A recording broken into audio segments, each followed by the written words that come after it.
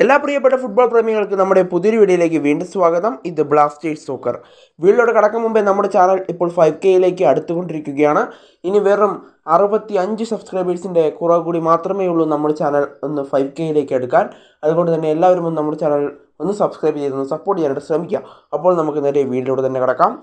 Indian football team ഇന്ന് FIFA world കപ്പിൻ്റെ qualifier മത്സരം കളിച്ചിട്ടുണ്ടായിരുന്നു.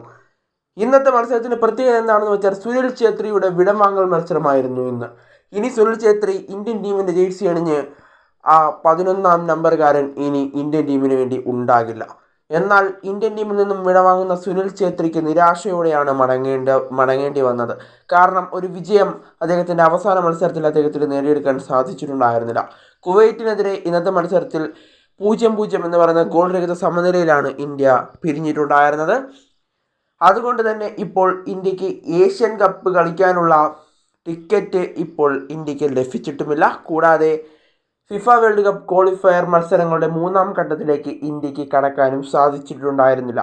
ഇതാണ് ഇന്നത്തെ ഏറ്റവും വലിയ നിരാശ വാർത്തയായി നമുക്ക് പങ്കുവയ്ക്കാനുള്ളത്. അതുപോലെ തന്നെ ഇന്ത്യക്ക് ഇനി അടുത്തതായി നേരിടാനുള്ളത് കരുത്തരായ ഖത്തറിനെയാണ്. ഖത്തറിനെ ഇന്ത്യക്ക് പരാജയപ്പെടുത്താൻ സാധിക്കുമോ എന്നുള്ളതിൽ 90% ഇന്ത്യക്ക് സാധ്യതയില്ല. കാരണം കരുത്തരാണ് ഖത്തർ.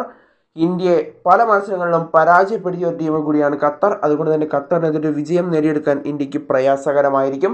എന്നാലും അടുത്ത മത്സരമായി ഖത്തറിനെതിരെ ഒരു വിജയം ഇന്ത്യക്ക് നേടിയെടുക്കാൻ സാധിച്ചാൽ ഒരു സാധ്യതയുണ്ട് 3ാം ഘട്ടത്തിലേക്ക് കടക്കുവാൻ. എന്തായാലും ഖത്തറിനെതിരെ ഒരു വിജയം ഇന്ത്യ നേടിയെടുക്കുമെന്നുള്ള പ്രതീക്ഷയിലാണ് ഇപ്പോൾ ഇന്ത്യൻ ഫുട്ബോൾ പ്രേമികൾ കാത്തിരിക്കുന്നത്.